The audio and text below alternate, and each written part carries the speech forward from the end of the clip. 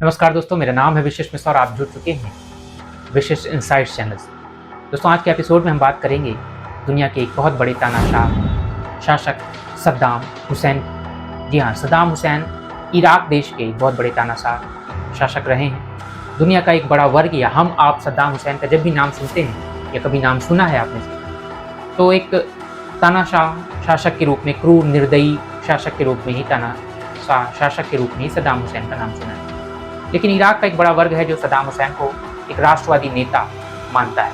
सद्दाम हुसैन के जीवन के बारे में कुछ और चर्चा की जाए, सद्दाम हुसैन के राजनीतिक उतार चढ़ावों के बारे में चर्चा की जाए, उससे पहले ये जान लेना आवश्यक होगा कि सद्दाम हुसैन का जन्म 1937 में और जन्म के पूर्व ही उनके पिता की मृत्यु हुई। तो उनका पालन पोषण बहुत अच्छी कंडीशन में नहीं हुआ, उनकी पेरेंटिंग नहीं हो पाई बहुत अच्छे से। जब वे उच्च शिक्षा प्राप्त करने की उम्र में पहुँचते हैं तो वे लॉ की शिक्षा को, यानी कि कानून की शिक्षा को प्राथमिकता देते हैं। कानून की पढ़ाई के दौरान ही वे राजनीतिक कार्यों में भाग लेने लगते हैं, पॉलिटिक्स में बहुत रुचि लेने लगते हैं। और इसी रुचि की वजह से ही उस समय की बड़ी फेमस पार्टी, उस समय की वहाँ की इराक की राष्ट्रवादी पार्टी बाथ पार्टी को ज्वाइन करते हैं। बाथ पार्टी की राजनीतिक मुहिमों में जुड़े हुए होते हैं, राजनीतिक कार्यों में बाथ पार्टी के साथ जुड़े हुए होते हैं। उसी बीच 1959 में सद्दाम हुसैन पर आरोप लगता है। इनफैक्ट सद्दाम हुसैन ने एक प्रयास किया कि इराक के उस समय के प्रधानमंत्री, इराक के तत्कालीन प्रधानमंत्री अब्दुल करीम कासिम की हत्या कर दी जाए, और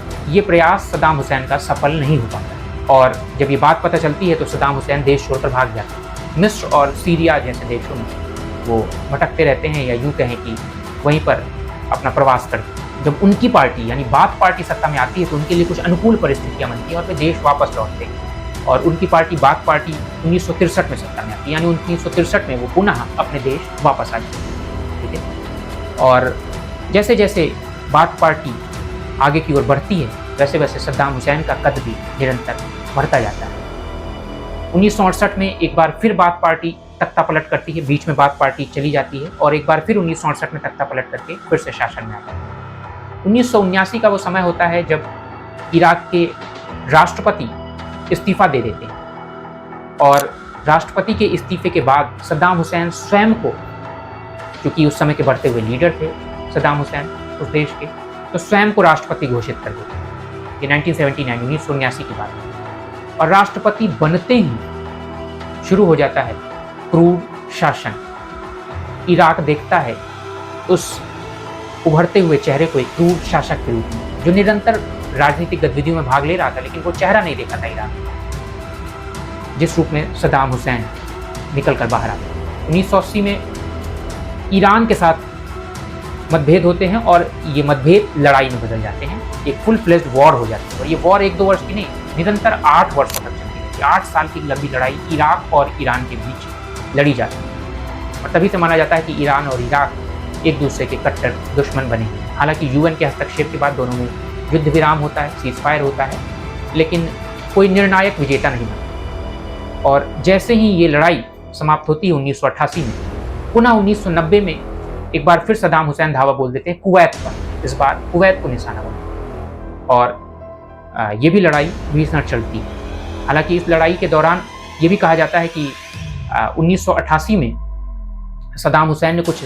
रासायनिक हथियारों का भी प्रयोग किया था, और इन्हीं रासायनिक हथियारों के प्रयोग के कारण यूरोपियन कंट्रीज, यूरोप और ये आपका नॉर्थ अमेरिका को भी इस लड़ाई में कूदना पड़ता है।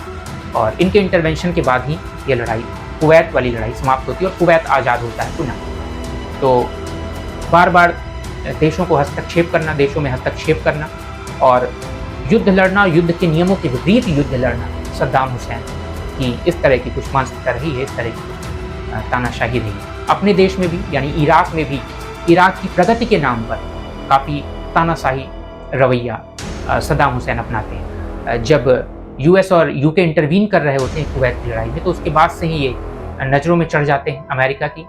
और 1996 में अमेरिका इन्हें घोषित कर देता है कि कहीं ना कहीं सद्दाम हुसैन की वजह से ही वेपन ऑफ मास डिस्ट्रक्शन बन रहे हैं इराक में, यानी कि बहुत विनाशकारी हथियार इराक में बन रहे हैं और इराक के पास बहुत विनाशकारी हथियार हैं। इसके लिए सद्दाम हुसैन की सत्ता को समाप्त करना होगा। और एक लंबी मुहिम के बाद सद्दाम हुसैन को 2003 में अमेरिका गिरफ्तार कर लेता है। सद्दाम हुसैन काफ़ी छिपते, भागते, बचते, बचाते रहते हैं, लेकिन अमेरिका उनको 2003 में एक बंकर से गिरफ्तार करता है। 2003 में गिरफ्तार होते हैं, उन पर मुकदमा चलता है और 2006 में उनको फांसी की सज़ा दी गई। तो इस प्रकार से फांसी की सज़ा के बाद ये जो एक लंबा तानाशाही शासन था इराक का, वो समाप्त होता है और इस क्रूर शासक की क्रूरता का भी अंत हो जाता है। फिर मिलेंगे किसी और एपिसोड में किसी और जानकारी के साथ। तब तक के लिए धन्यवाद। Thank you so much.